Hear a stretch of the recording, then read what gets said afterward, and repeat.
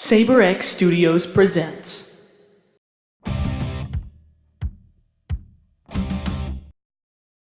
Welcome everybody to the podcast. Today I have a very special homie on, Sam Zeraph Neal. I got it right, didn't I? Yeah. I mean, Everyone gets your tag as wrong. long as you don't pronounce it with a V like that. There's one time someone pronounced it with a V. Zerav? No, Zeraph. What? He was at a con.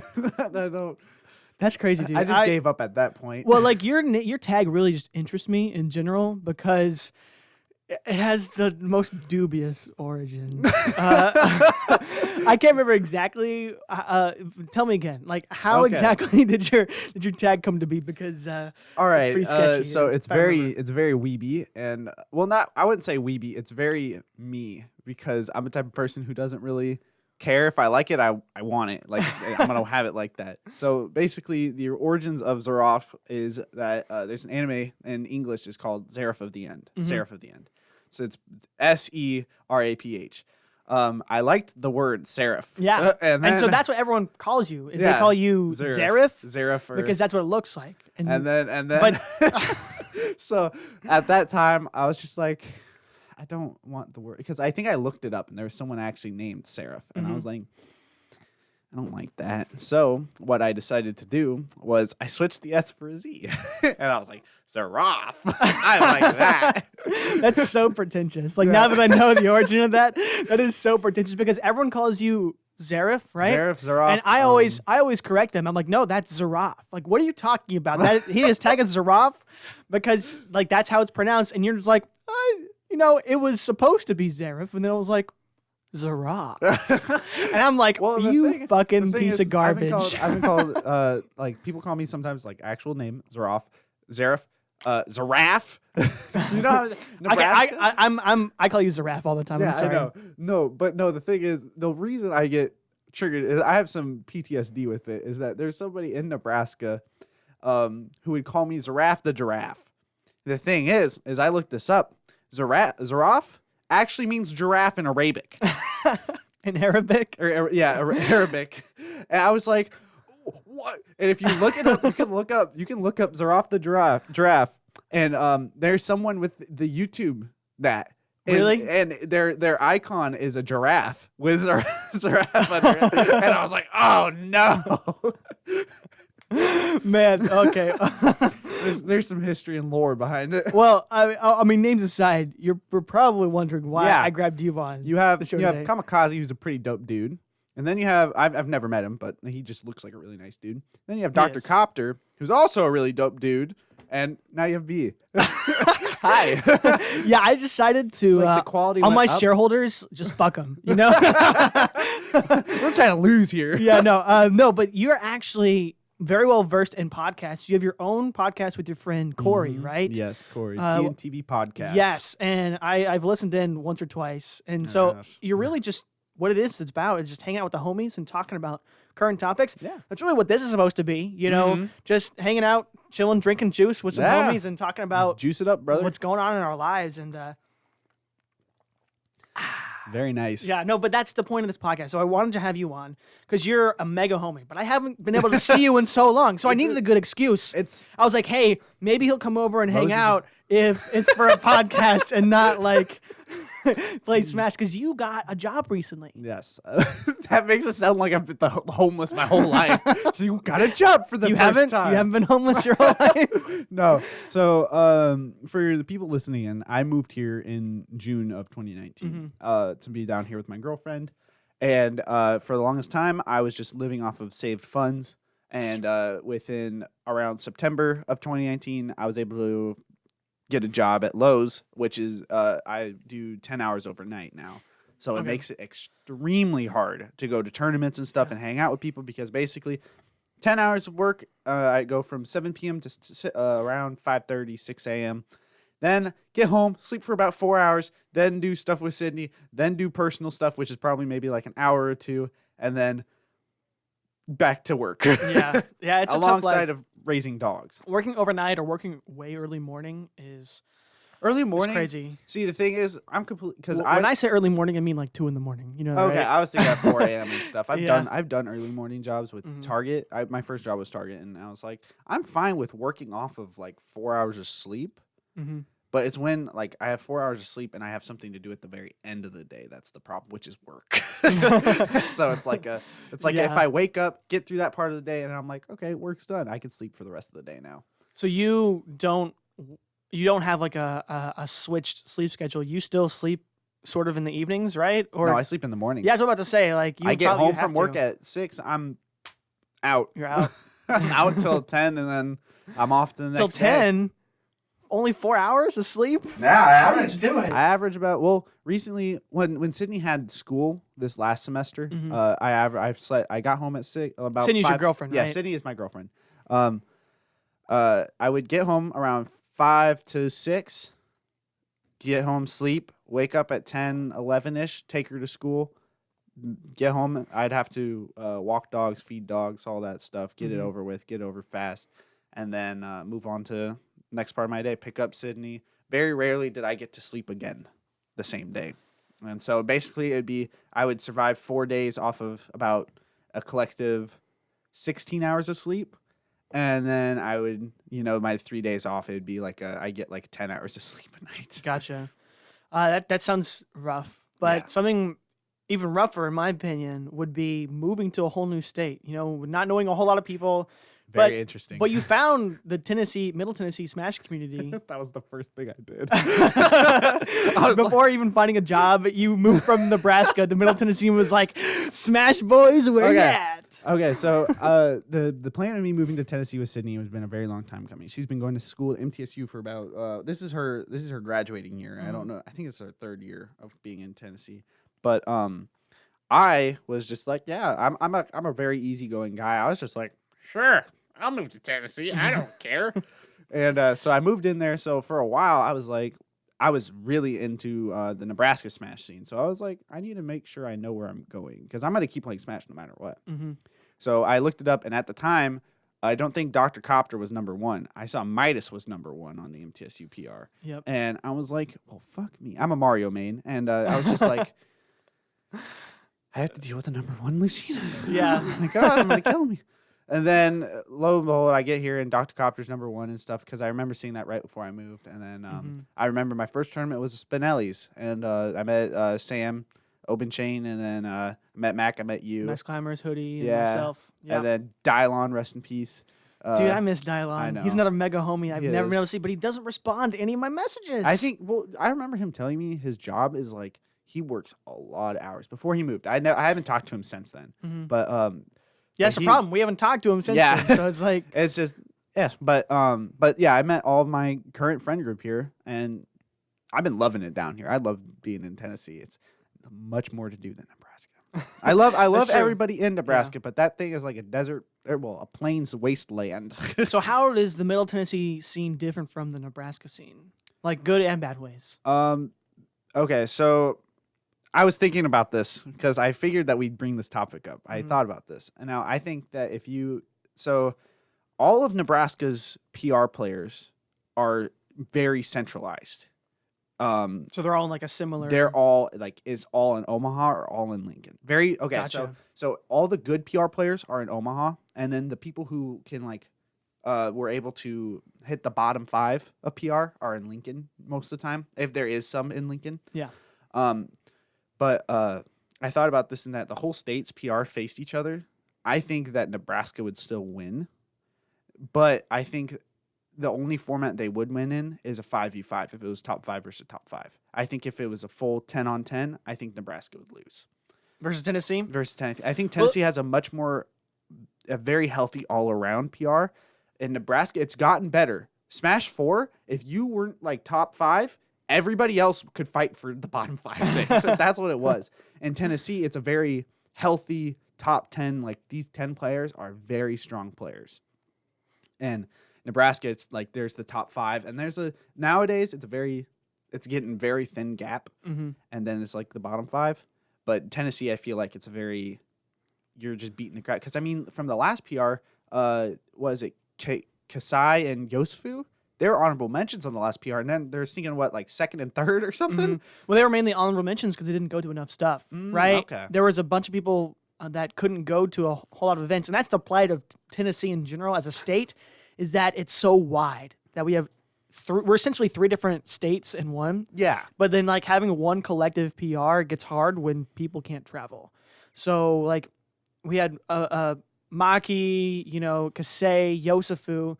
They didn't make it out to a bunch of events, and now that they had made it out, they were like the top half of our PR. Like we knew that they were good enough. So like our last PR was admittedly not very, wasn't speaking very true to what Tennessee is capable of. But now it sort of is, because now people are starting to travel more. A big reason that I also think that Nebraska would beat them in a top 5 versus top 5 is that if you look at Nebraska's PR, it is an assortment of characters. The number 3 player in our state is a Little Mac. Oh, and okay. do not take that. Quaz is the best Little Mac in the world, in my opinion. He is the best. No one else can do what he does. Well, I don't know about that. And then well, also I want to talk about it. So I was thinking about this and I was trying to come up with statistics and all that. Well, not make up, but like have statistics. So number 1 in our state in Nebraska is a young player named Skittles. He has wins on Ned, Yeti, and he has a whole slew of Midwest players that are like hidden boss level or like actual could be PR if they've traveled more. Yeah. Number 2 is a guy named Tony Z Tank. And now this kid, okay, when we first met this kid, he plays the most degenerate Sonic. Wi-Fi Sonic, he makes it work. Oh my gosh. He's not like Sonito, who like I was talking to Mac about it, that Sonito plays a very box style. Watching Sonito watching Tony Z Tank will enrage you. All right, guys. So I'm never going to Nebraska. Exactly. Because Little Max and Sonic. So Skittles is a Young Link player. I forgot to mention that. Young Link, Sonic, Little Mac, then a hero is Skilliger or Skilly now, and he's Skittles' older brother. Gotcha. And then who would have guessed? No, then number 5. Oh, I always forget number 5. It's not like a. It's not. You see, they're not important. No, Tennessee's the thing better. is, that's all I gotta say. The thing is, you know the I think Tennessee. I think it's Whiteface, and he's a Ridley. Okay. And he's like a sick Ridley too. And the only thing is, and then number 6 is like a snake, and then that's where our PR sort of gets similar to other PRs. But like that, our number 9's a Wii Fit. Well, it's funny because you sort of are becoming less and less of a player, even though you still go out to tournaments every now and then. Since you got that job, you've been starting to stream more. Yes, and starting to do like daily streaming, which is really awesome. It's a much more healthy, cheaper way of satisfying that need to play games. Yeah, and I think I've been watching a couple years, and I want to talk about your sub goal, because on Twitter your girlfriend Sydney has like a fan account, and she posted a picture of you yawning and like edited in Snapchat or whatever, and it was doing like the Whitney Houston. So I will always love you. Yeah, or the Dolly Parton, excuse me, was the original writer of that song. Really funny thing is actually in my sub goal, Sydney told me this yesterday that I actually have the name wrong. I always put my heart will always go on or something like that. So if you look at my sub goal, it's supposed to be I will always love you. that song. My heart will always go on is the Titanic song. That's exactly what she says. I've never seen Titanic, so but it's funny because if you haven't seen Zeraph's Twitter, it's honestly interesting. It's really funny, and because it's the picture, just the picture sells it, and then you have like the sub goals. Like as soon as you get like 4 more subs, you're only 4 more subs away from getting exactly. it. And I'm waiting for that rendition. Dude, I'll do it live. I'll make a YouTube VOD. I will do my best. The thing is that like I never thought about it, but like the people who do their sub goals and they do weird things, you become a whore for it. like, excuse me? like I thought about it. I'm like, for 4 more people? Hell yeah. I'll put myself out there. No, just that sort of stuff. All right. I think that's a good cue to move on. But yeah, like it's a very interesting type of way of trying to produce content. Is that like you have to constantly come up with something that people would want to like be around for. It's interesting. For In me. a way that's similar to this trying to keep things interesting. Having you on was a questionable idea. It was a very questionable. In my eyes, I was like, Brian messaged me, and I was like, why? What about me is nice? The thing is, because you do stream and you do play competitively, you have sort of your toes dipped in both pools of competitive and casual. Because streaming is a little casual, and more so than competitive.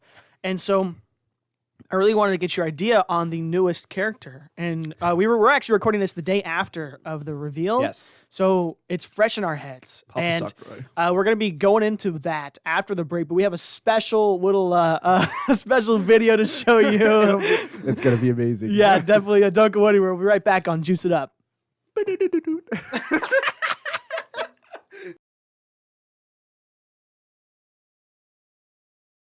But I wanted Sora. Hey, Zeraph. Having trouble with that baby? Try this. Hey, baby. Shut the fuck up. What? Shut the fuck up. Shut the fuck up. Nobody cares. See, Zeraph? You try. Shut the fuck up.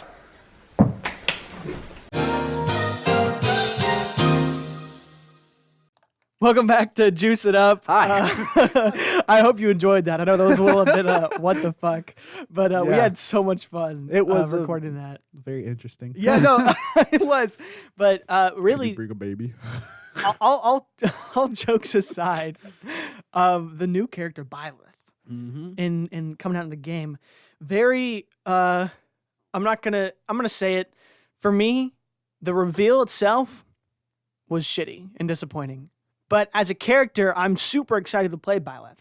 Like I'm ready for when that Friday rolls around, or Saturday, rolls around, and I can just download him and lab him out. I love doing that, and he looks so unique. But as a reveal, I didn't like it. I'm on the opposite side of the spectrum with the reveal. I love watching Sakurai reveal stuff because you can see how much he enjoys what he does. And I love that. I love that about him too. Obviously, you don't. Okay, I'll get into it in a second. Yeah, go ahead. But as the character itself, I'm not mad that it's an FE character. I'm mad that it's essentially another like pseudo sword character. I mean, it's not as bad of a sword character. It's a very interesting type of character. But I was just like, man. After the whole we talked like Reggie saying that it's supposed to be all new characters from different series in this DLC pack, and then we get a Fire Emblem character. It's a very it sizzled it out. I have a conspiracy theory, and there's another one going around there. So I'll say the other one. I've seen like Locus post on Twitter about how he thinks that like they were having trouble with one of the characters in the second Challenger pack, and so they moved Byleth up. And so they already cranked out Byleth. Like, oh, we have a panic character. And so that's a cool conspiracy theory. Mine is that because when I first saw Byleth, I immediately thought like that's a Monster Hunter moveset. That immediately reminded me of the Monster Hunter moveset in Marvel vs. Capcom Infinite. Like the way the axe works, like the giant sword, the way the bow works. And the way that, like, I'm sure Monster Hunter has like a pike as well. I don't think in that game, but Monster Hunter, they have a bajillion weapons. Yeah, exactly. They have an insect glade for all. So I think that they had created, and this is most likely not the case, but I think that they created Monster Hunter character, right? And then Nintendo was like, "Fuck, we couldn't get the rights to use Monster Hunter," and they're like, "Well, we already have half a character. Like, what are we gonna do now? Who can use this sort of stuff?" That's actually a really cool idea. Now. It's most likely not the case, but if it was, like they sort of salvaged that, and it's really awesome. And even though it is discount Monster Hunter, like if I could get the favorite characters that I wanted in Smash, like Zero, through the facet just of Fire Emblem characters that had those movesets, I would still be incredibly happy. Does that make sense? Don't get me on my favorite character that I want in Smash. Please don't. Every time it rolls around, I get my hopes up, and I'm like, I shouldn't beat myself up for this. I can come up with everything for that character besides a move set. I can tell you taunts for Phoenix Wright. I can tell you the costumes for Phoenix Wright. I just can't tell you a damn move set. So you wanted a Phoenix Wright trainer? Yes. So what if we got a character that had a moveset similar to what Phoenix Wright's would be in your head, but it was just a Fire Emblem character? No. That's not what I want. You want Phoenix Wright? I want Phoenix Wright. Okay. I don't want. That's a big problem. That's the reason a lot of Off-brand. people are upset, and I can understand the disappointment. The anger, not so much. I think the anger's a bit. Anger is just the fact that Fire Emblem gets so much love, and then like other cool series that Nintendo could potentially dip their toes in because they own the stinking thing. They don't do. I agree to an extent because the two they've had through Smash 4 and Ultimate DLC. They've only had 2 first-party DLCs that weren't returning characters, right? Because they had Roy and Mewtwo and Lucas. And then the only 2 they've had that weren't returning that were first-party were Corrin and now Byleth. And so that's... I'm not counting Piranha Plant, of course. But that's sort of like a kick into the face because everyone else is like, yo, you have so many franchises you can pull great characters from. Stop pulling from this one franchise, right? Yeah. But at the same time... if that is an opportunity to give us unique characters, like I know he's a sword fighter in a sense, But he's a very different sort of, and that's why I'm okay with him or like him or her or whatever. I'll just call him him because yeah. the default costume is Yeah. male, so I'll do that. But it's very much of a. If it was just another like Marth, I would have been like. And it's funny. It's funny because watching the reveal. The cheekiness of Sakurai, Dude, that's like why I love it. like, oh, too many swordsmen are there, and you too wield the sword. Like that bullshit was hilarious. I laughed out loud at that because that was like sticking. It's like he knew there was gonna be backlash. People were gonna be upset about this, and he was like, I don't give a fuck. Yeah, it's just like watching him just. I can't be mad. That's basically. I can be disappointed and be like. Byleth, another sword.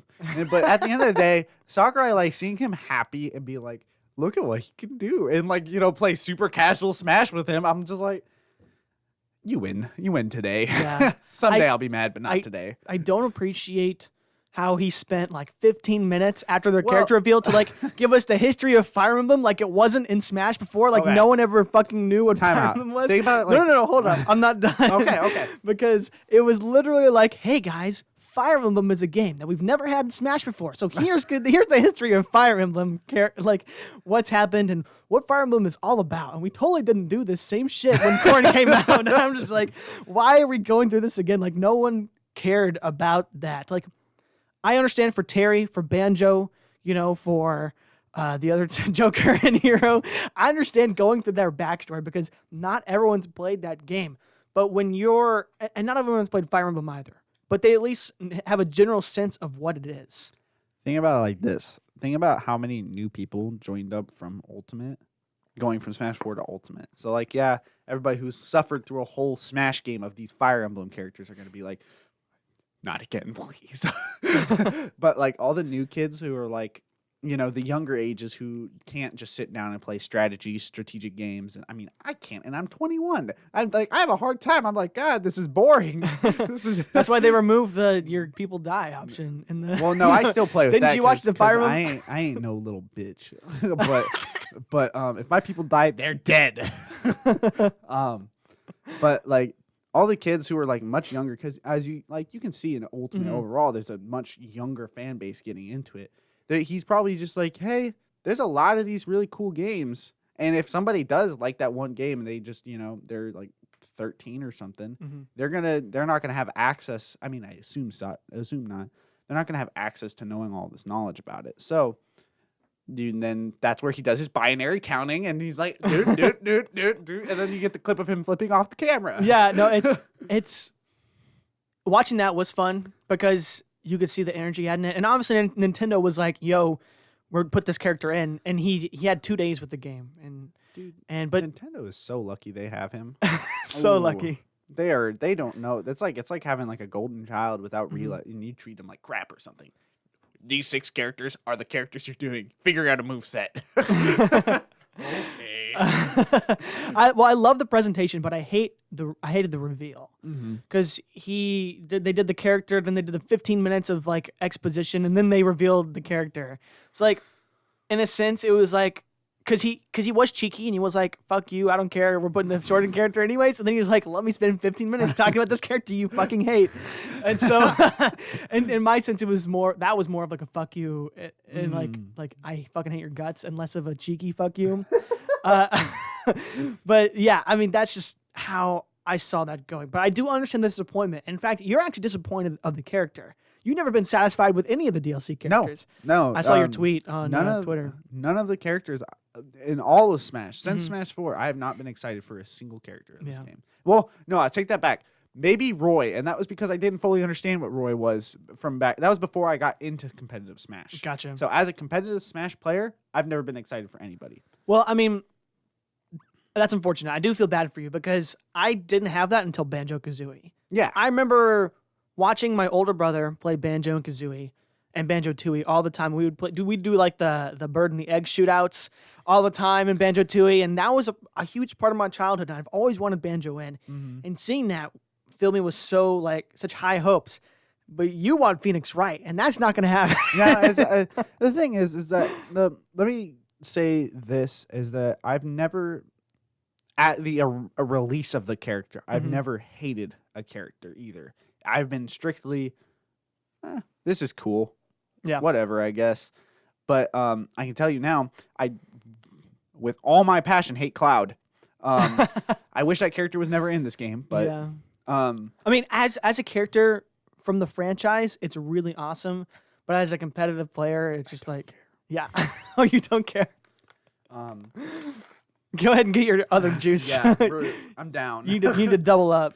But yeah, it's really unfortunate because I was trying to think of characters because like Phoenix Wright is a very far shot. I'm not. I'll be very lucky and very grateful, even if because I was talking about this at the beginning of Smash Ultimate. I was like, they don't have to make him a character. Just show him in the game, a trophy, a little like sticker or something. I will take that with all the gold in the world. Nope, nothing. I just want Phoenix Wright. I want to be able to yell objection. That's all I need. I will act out if Phoenix Wright comes in the game. If me and you play and Phoenix Wright is this game and I win, I will scream objection in your face with no remorse. If I win a game. Well, the thing is, you can't make everybody happy. Obviously. If they put Phoenix Wright in, there'd be people that'd be like, "What the hell? I wanted Sora. I don't want to." Sora, I think, is the one character. Sora and Minecraft Steve are the two characters. I'm like, please, for the love of my life, don't. Please. But yeah, you can't make everybody happy. But I love that Sakurai loves his work. Like, and he makes the best of any situation he's in. We don't know why they chose Byleth, right? It could be that it was a Monster Hunter mix-up, which is the theory I'm going with. I like that. That's a much better theory than... Because like even though we got a Fire Emblem character, it's discount Monster Hunter. We're gonna get it's essentially a Monster Hunter character. I thought for sure we were gonna get Monster Hunter because the dragon thing isn't. Oh yeah. I forget what it's called. It's been a while since I played a Monster Hunter. Yeah, game. I have not either. It's okay. Rathalos. Rathalos. Rathalos. And I was like, dude, there's no way they're not, because there's a stage for Monster Hunter 2 in the game. I think. Well, no, it's a boss fight. It's a boss arena. boss arena. Yeah. But I was just like, there's no way that they're just gonna drop the Rathalos in like a boss arena for it and not put a Monster Hunter's character in it. It could be the little cat for all I know. Who knows? It's funny because thinking back in Smash 4, they had the Monster Hunter skin as like a Mii Fighter costume. The only one who's really, K. Rool and Chrom have become fighters now. They're the only ones with the costumes to do that, I think. But like, I wish we would see more costumes like Monster Hunter or some of the other ones that we have as well. But it's just interesting that I'm super excited for the next pack. The next pack of 6 characters. I think they're more so going to be first party. There might be like a couple of third party, but I think they're going to be first party, which is exciting. Yes, I just really want unique. I don't like sword characters are like cool and all. The thing is I don't want to give the idea that I want Sakurai to pull out. Like he talked about this like this was like the last 6 characters, right? Yeah. So But I you guess, never know. Yeah, you never know with him. I mean, he said that Smash 4 was his last game. He said that Brawl was his last game. Brawl was his last game. Yeah, the guy's made 2 games. But like, I don't want him to overwork himself over it, but I don't want he hasn't done this yet where it felt like the same character for everybody, for DLC wise at least. DLC wise, all the characters are all insanely unique, I feel. Yeah. And that was his goal. He talked about that. Yeah. He wanted each one to fulfill a certain purpose. yeah, and I feel like he's done a phenomenal job of that. I mean, like, you look from like Bayonetta to Piranha Plant. The hell? But like, I just want to make sure that it's not like another. I just don't want the same sort of characters, unless it's like advertised as like hey, this is an Echo Pass. Like, these are these are just cool concept characters. You know, we couldn't really come up with a full thing for them, so here's a little changed play style. Now, so unfortunately, even though Byleth looks unique enough, it's very similar, in my opinion, to Corrin. It's like very similar to Corrin. It's like a weird like. Yeah, I agree with it. It's very similar to Corrin, but then there's like you see a little like tones from like other characters. Yeah, it's I think it's a mix of like hodgepodge. Corrin and Simon Belmont. I think are like the That's two what I mix was that I get thinking. from. But I mean, it's just. But I'm really excited because the 4 weapons mechanic is cool, and so I'm really hyped to play this character. But at the same time, it's like they could have reskinned this as a different character, and I think it would have made a lot of other people happy. Something else that I thought about is that Byleth doesn't look like a character that cohesively works, if that makes sense. Like competitively? Yeah, not I guess competitively would be more like a lot of his moves. You don't feel like they are gonna link well into each other. Mm-hmm. So it's like, yeah, he's cool and all, but he's still gonna work like a normal swords character to me, where it's just like I get my 1 hit and then run away, and then get my 1 hit and then run away. And then down air your shield and shatter. And I don't think it's gonna be that good because I think he's going to get, if speed is any indicator, and he usually is. He's as slow as like Robin. Yeah, that does not bode well. But he is gonna get outcamped easily, and he's gonna get. He has no like really great out of shield options. We got flood on deck around here. I mean, he has the bow to contest the projectiles, but against characters with reflector, they can just camp you out. Cape. And then, yeah, you're good, dude. I'm stacked. He has pit nair, but I view that more as like Belmont nair.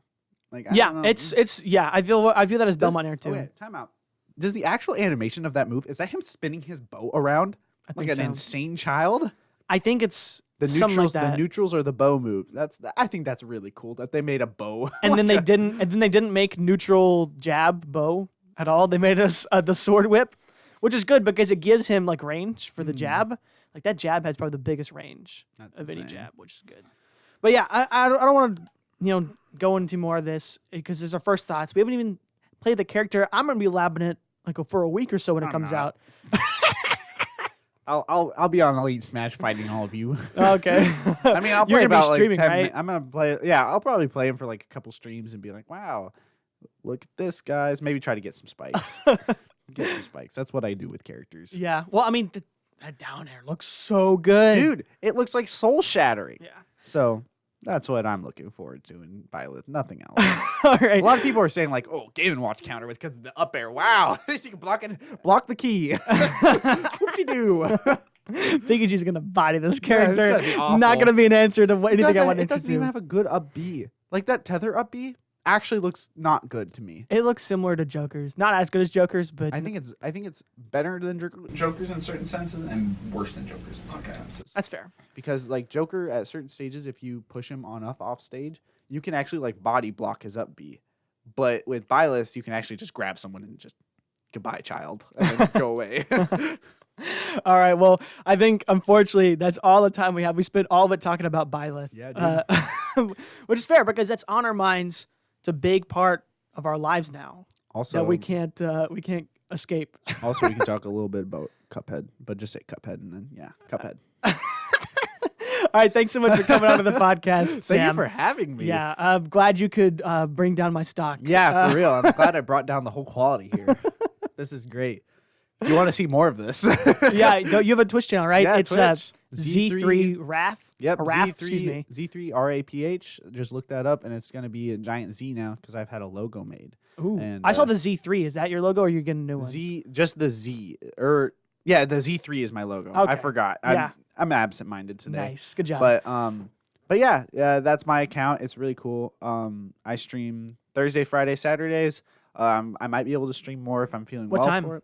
It's usually in the evening. I don't have a set time because my days are so chaotic. Yeah. I usually just squeeze it in when I can. It's mostly in the evenings. At earliest it'll be is early evening. Latest will be at like 2 a.m. All right, man.